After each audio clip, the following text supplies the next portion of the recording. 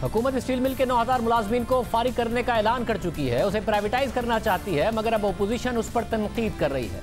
2006 से steel mills privatise नहीं हो सकी है। मुशर्रफ ज़माने में होने जा रही थी तो इफ्तिखार चौधरी उस वक्त के चीफ जस्टिस रुकावट बन गए। उसके बाद नून लीग ने कोशिश की तो तहरीक इंसाफ ने उस पर शदीद तनकीद की और वो जाकर मुलाजमीन के साथ मिल गई।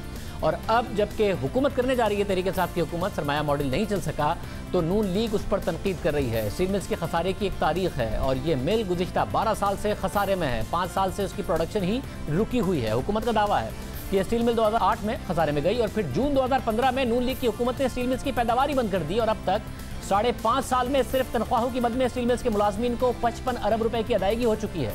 2009 से अब तक मुख्तलिफ हुकूमतों ने स्टील मिल को 90 अरब रुपए के बेल आउट पैकेजेस दे दिए हैं और तहरीक इंसाफ की हुकूमत आई तो इस मिल के नुकसानात 179 अरब रुपए तक पहुंच गए थे।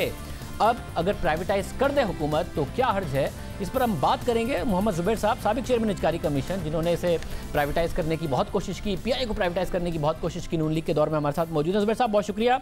जुबैर साहब, आप लोगों ने कोशिश की, नहीं कर पाए, ज़ाहिर तहरीक इंसाफ ने उस वक्त आप लोगों के साथ सियासत की।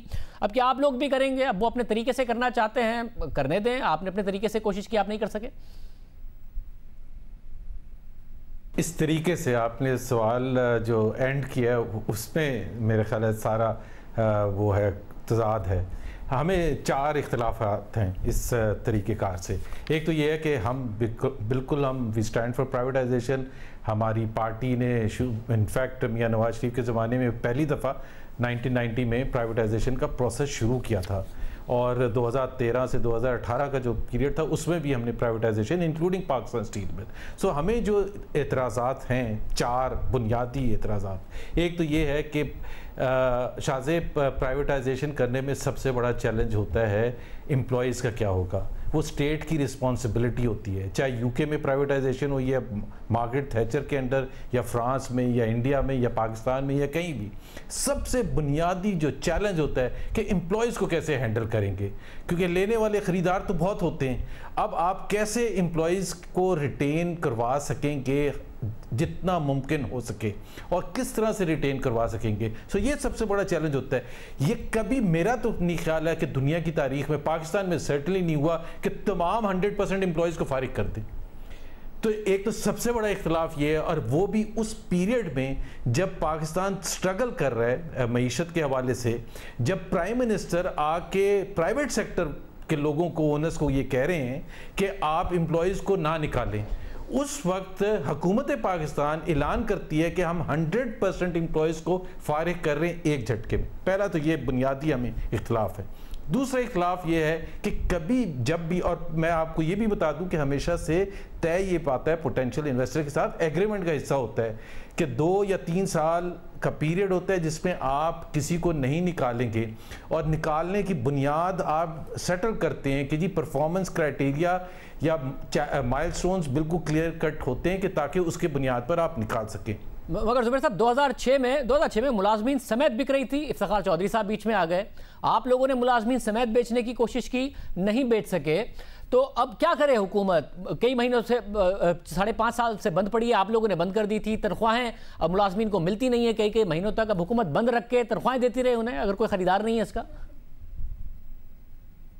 नो शाहजेब, हम ये पहली बात मैंने कहा कि आप 100% एम्प्लॉयज़ को नहीं निकाल सकते। आज अगर हमने ये बुनियादी चीज़ मान ली हुकूमत पाकिस्तान की, तो तमाम स्टेट इंस्टीट्यूशंस जो हैं वो लाखों जो एम्प्लॉयज़ हैं, ये तो पीआईए को कल सारों को फारिग कर देंगे, पोस्टल सर्विसेज वालों को फारिग कर देंगे, एचबीएफसी वालों को फारिग कर देंगे। ये तो एक तो पहली चीज़ ये है कि बुनियादी हमें जो डिसएग्रीमेंट है वो एम्प्लॉयज़ की रिटेंशन और उनके बुनियादी हकूक़ के हवाले से स्टेट रिस्पॉन्सिबल होता है। दूसरी चीज़ होता है कि अगर जब जो भी पोटेंशियल इन्वेस्टर आता है वो या तो 100% शेयर करता है गोल्डन हैंडशेक का, या एटलीस्ट वो मेजर बर्डन शेयर करता है। या हुकूमत पाकिस्तान तमाम 100% शेयर कर रही है।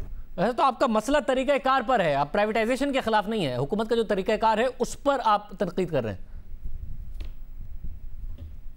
देखिए, स्टील मिल की बात नहीं होती, बात होती है जब भी आप प्रोसेस को रन नहीं करेंगे ना शाहजेब, जो कि रूल है, एक बुनियादी रूल डिफाइंड है कि पाकिस्तान में अगर प्राइवेटाइजेशन होगी या आउटसोर्सिंग होगी या लॉन्ग लीज होगी, उसको किस तरह से उस प्रोसेस को रन कर रहे हैं, वो रन करने का तरीक़ेकार प्राइवेटाइजेशन ऑर्डिनेंस में दिया हुआ है। अगर आप उसको बाईपास करेंगे तो कॉन्फ्लिक्ट ही आएगा ना।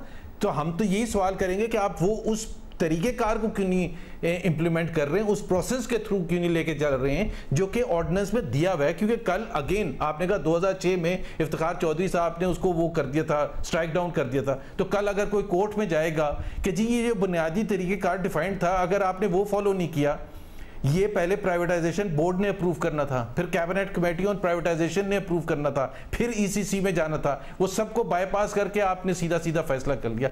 मतलब अगर ये रूल्स और प्रोसीजर फॉलो कर लें तो आपको लगता है कि अब जो सिनेरियो बन गया है उसमें इतने सारे मुलाजमीन के साथ जिनकी जो एवरेज उम्र है वो 46 बरस है, उनके साथ ये बेच पाएंगे? कोई प्राइवेट सेक्टर में तैयार होगा खरीदने के लिए? पीआईए में भी आपने कोशिश की, 2 हिस्सों में तोड़ दिया था, लाइबिलिटीज अलग कर दी थी, एसेट्स अलग कर दिए थे, फिर भी नहीं बेच पाया आप। अब सिनेरियो बदल गया है, कैसे बेच पाएंगे? नहीं शाहजेब, ये सही बात नहीं है, क्योंकि let me share the history. क्योंकि हमारे ज़माने में हमने 2 ऑप्शंस पर वर्क किया था। एक आउटराइट प्राइवेटाइजेशन, जिसको हम स्ट्रेटेजिक पार्टनर कहते थे कि 100% नहीं, हम 50%, 51% या जो भी शेयर वो फाइनल डिसाइड होता।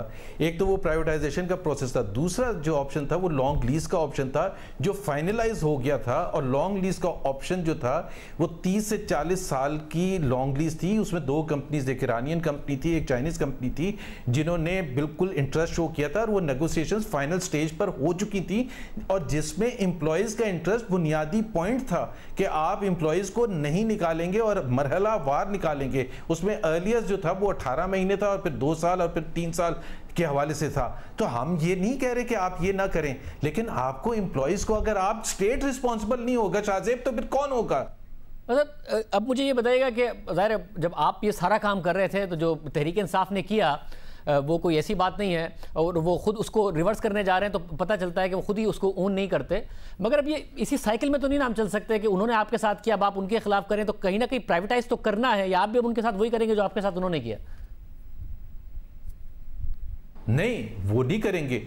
हमने जब लेके गए थे, आपको शायद पता हो कि जो मेरा लास्ट में 2-3 महीने थे जब मैं प्राइवेटाइजेशन में था, before I became the governor, हम इन्होंने असद उमर उस वक्त हेड करते थे प्रोडक्शन एंड इंडस्ट्रीज़ की कायमा कमेटी नेशनल असेंबली की, और इन्होंने हमें कहा कि जी आपका फ़र्ज़ बनता है, और फिर फाइनेंस कमेटी के सामने आप आके हमें ये पेश करें। हमने वो पेश किया, सारे जर्नलिस्ट और मीडिया वहाँ प्रेजेंट थी, मौजूद थी, और हमने पूरा प्लान इनको दिया कि लॉन्ग लीज का फाइनलाइज हो गया, और इसमें 2-3 बुनियादी चीजें, एक तो मिल चलनी शुरू हो जाएगी, दूसरा हुकूमत पाकिस्तान का एक पैसा भी नहीं खर्च होगा, और तीसरा जो बहुत सेंट्रल फोकल पॉइंट है, जो मियां नवाज शरीफ की हुकूमत का सेंट्रल फोकल पॉइंट था, कि एम्प्लॉयज की रिटेंशन उसमें गारंटीड थी। ये 3 चीजें एंड आउटराइट रिजेक्ट कर दिया गया कि जी, और फिर एम्प्लॉयज को जाके भड़काया गया, एम्प्लॉयज ने जाके स्ट्राइक कर दी। तो मेरा ख्याल है ये हम वो नहीं कर रहे। मैं तो आज भी जा सकता था स्टील मिल, जाके उनको भड़का सकते थे हम, लेकिन हम ये कह रहे हैं कि ये जो 3-4 चीज़ें जो कंसर्न है, क्योंकि शाहजेब अगर हमने आज ये इनकी बात मान ली तो कल तो ये एक झटके में ईसीसी में एक समरी लेके जाएंगे, पीआईए के सारे फारिग कर देंगे। उमर ज़ुबैर साहब हमारे साथ मौजूद थे, गुफ्तगू आपने सुनी।